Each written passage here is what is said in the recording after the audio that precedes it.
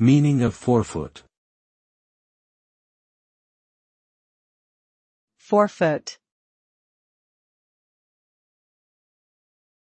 Forefoot. Forefoot.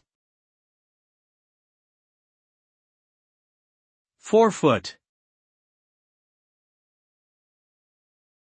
Forefoot refers to the front part of the foot, including the toes and the ball of the foot. It is a critical area for weight-bearing and propulsion during walking and running. The forefoot also contains important anatomical structures such as metatarsal bones, ligaments, tendons, and nerves that contribute to foot function and mobility.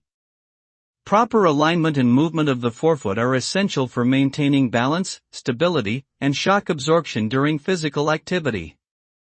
Injuries or abnormalities affecting the forefoot can cause pain, discomfort, and limitations in mobility.